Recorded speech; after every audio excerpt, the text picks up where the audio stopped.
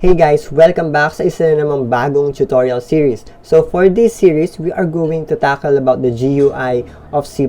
So finally, gagawa na tayo ng proper system using the C++ language, yung meron na talagang front end, yung merong button, yung merong label, and lahat ng nakikita natin sa totoong system.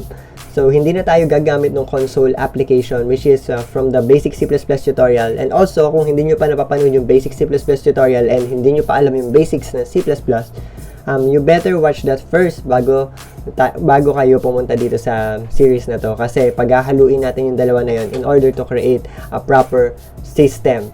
Okay, so without further ado guys, let's jump into the tutorial after this intro.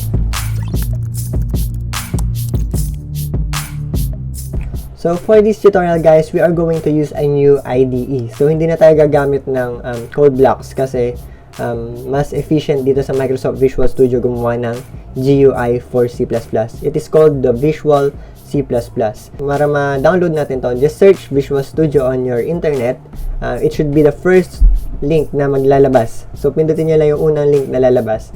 Then, just go to their website. This is created by Microsoft, by the way. So, malalaman nyo kung tama yung website na pinuntahan nyo. So, as you can see, we are now here at visualstudio.microsoft.com. I will also leave the link in the description para hindi na kayo maligaw. Okay? So, just hover over this download Visual Studio button. Then, ang piliin nyo is yung Community 2019 because this is a free. So, free for individual developers. Yung professional kasi and enterprise, may bayad dyan. It's just a free trial. So, just download the Community 1. So, left-click that. Then, wait for it to download. Maliit lang yan, yung downloader nila. Pero, meron tayo mamaya i-install na medyo malaki. So, as you can see on the bottom left, nag-download na siya. Once you download that, navigate kung nasaan man yon and then, open nyo yun. Okay, so, run nyo. Yes. Then, just wait for it to load. Continue. Then, magda-download yung installer natin for a bit. So, let's just wait for it to download. Medyo matagal ate internet ko. So, I will be right back right after na ma-download to. So, tapos na guys mag-download yung installer ng ating Visual Studio. Yes, installer pa lang yon. Then, dito sa installer natin, pipili pa tayo kung ano yung gusto natin. But for this tutorial, we want C++. So, we will check. So, as you can see, maraming components dito. But we will check the desktop development with C++. And guys, kung na-X nyo man to, kung na-close nyo yan, and ito yung nakikita nyo ngayon, just hanapin nyo lang yung Visual Studio 2019 na community. Then, click install. Tapos, lalabas na ulit yun. Then, what you want to do is to check the desktop development with C++. But guys, don't forget this. This is very important. Pagka hindi nyo na-check to, then you will not be able to make a Windows Form application. So, as you can see, sa kanan natin, meron tayo mga optional right here. What we need to check is the CLI support for version 142 build tools. Okay, so that's what we need para sa ating Windows Form. So, don't forget that. Yun yung pinaka-importante dito. Then, so kung gusto yung baguhin kung saan siya mag-i-install, then you can click change right here. Then, papalitan nyo lang dito. But for me, okay na dito sa aking C. Then, ito yung sa taas, nasa installation locations tayo. Then, go back sa workloads. Then, kung tapos na kayo and you're all set, you can either choose download all then install or install while downloading. Ang maganda sa download all then install, ita-download muna niya lahat bago niya i-install. Para pagka lumabas ka sa labas or pagka umalis ka nang wala kang internet, mag-i-install pa rin siya pagkatapos na mag-download. For me, I'm gonna try to download all muna tsaka ko i-install. So, ayan. Then, install natin. Medyo mabagal yung internet ngayon, I believe. Kasi maraming gumagamit. So, let's just click install. Then, let's just wait for that to download again. And as you can see guys, it's downloading and I don't know kung gaano kabilis yung magiging download nito. But I think matagal.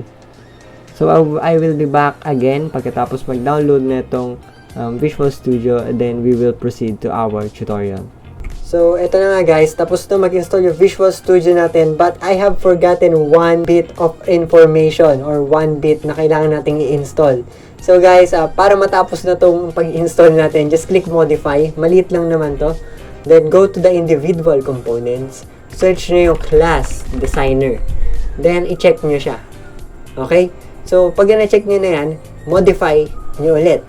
Then pagka-modify niyan, magda-download dyan, 8 MB lang naman guys. So sorry for the inconvenience. Wait for it to install, then babalik ulit siya dun sa kanina nating pinagtapusan. Okay, so na-install na yung class designer natin guys. Now, what we want to do is to open our Visual Studio. So note, kung nabuksan nyo na yung Visual Studio or meron na kayong Visual Studio dati, nire-install nyo lang, hindi na kayo tatanungin kung magla-login kayo. But for those who na first time lang nagkaroon ng Visual Studio, you can open your Visual Studio now. Pagka binuksan nyo yung Visual Studio, click launch. Then, ang lalabas sa inyo is tatanungin kayo kung magsa-sign in kayo. Pero, i-ignore nyo yun. Kung gusto nyo mag-sign in kayo. Pero meron doon option na continue without signing in. And after nung papiliin kayo kung magsa-sign in kayo or hindi, papapiliin naman kayo ng team. So, alam nyo naman na yun. So, ang pinili kong team is yung dark. Kasi kahit umaga or gabi, hindi siya masakit sa mata kahit bagong gising ka. Kasi dark yung background. So, pagkatapos na, lalabas na tong interface na to. Just click create a new project. Okay, so, yan na nga. Naklik na natin yung create a new project. Then, hanapin natin dito sa kanan na to yung CLR. So, pwede natin i-search CLR empty project. So, CLR empty project, ito siya. So, yung .NET Core or yung .NET Framework. So, kahit alin sa dalawa na yan, pero we're going to use the .NET Framework. Next, then, papangalanan lang natin, YouTube tutorial or GUI YouTube tutorial. Okay.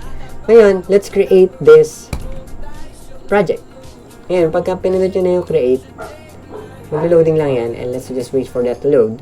So, as you can see guys, walang kalaman-laman yung ating project na ginawa. All you need to do is to look at my cursor. Then, tingnan nyo yung sa kanan. Meron dito yung solution. Then, sa ilalim nun, yung pangalan ng project natin. What we are going to do is to click, right-click, then click add, then press new item. Ngayon, pag napindot nyo na yung new item, hanapin nyo yung CLR or yung UI. Either one will do. Then next, meron ditong Windows form. Then left-click nyo lang yon. Then pangalanan nyo yung form nyo dito sa baba. So I'm gonna name my form, login form. Ngayon, pagkatapos nyo yung pangalanan, just click add. Then it will automatically add it to your project. Now, malamang magkaroon tayo ng error na ganito because this is a bug ng Visual Studio. So if you have this error, you can just close your this Visual Studio and then buksan nyo lang ulit. Buksan nyo na ulit yung project nyo. May time talaga na gano'n siya. I don't know why. Marami na nagsasabit ng problema sa Visual Studio na gano'n. Ngayon, pagka na-install nyo yun na maayos, this should have no problem na mag-load na yung form natin. So as you can see, ito na yung form. Lumabas na siya. And we can now design our own program. So as you can see sa bottom, sa top left ko, ito yung login form natin, yun yung pangalan ng form natin. And ito yung form natin, pwede natin siya i-resize or anything na gusto nyo gawin. Ngayon, meron dito sa left side, which is yung toolbox. Just click that, pin nyo para hindi matabunan yung form natin. As you can see, yung auto hide, kiklik ko yung toolbox, then dapat nakapin siya. Meron ditong mga components. Yung mga components na to, eto lahat doon pwede natin ipan-design sa ating program. So, for example, eto, button. It's just a matter of drag and drop. So, i-drag and drop lang natin dyan, lalabas na yung button. So, hanap din tayo ng, I think, label. Ayan, label. Text lang siya. So, as you can see, drag and drop lang siya. Madali lang siya. So, pag-eksperimentuhan yung mag-design. And in the next video, tuturuan ko kayo kung paano magkaroon ng function yung mga button na yan o yung mga design na yan. And as you can see, hanapin natin yung text box. So, hanapin natin text box. So, text box. So, as you can see, ito, familiar sa inyo yan, yung text box. Pwede kayong mag-search dito, by the way. Then, ayan, makakapag-design na kayo ng kung ano-anong gusto nyo. So, in the next video, guys, we're going to discuss about yung function, kung paano magkaroon ng function yung button na yan, kung paano magkaroon ng function yung text na yan. Meron din yung label, kung paano mapalitan yung label programmatically. So, yun yung susunod natin gagawin sa next episode, guys. So, yun muna guys. I hope you enjoy this video and may natutunan kayo. And as always guys, I will see you in the next video. Goodbye! Ops guys, bago kayo umalis sa video na to, I just wanted you to know na meron na tayong second channel which is called SDPT Encounters. Wherein dito naglalaro lang tayo. We are having fun. Hindi tayo nagko-code. So if you have time and you just want to have a break, then go to our second channel and then watch our videos there. Okay guys, goodbye!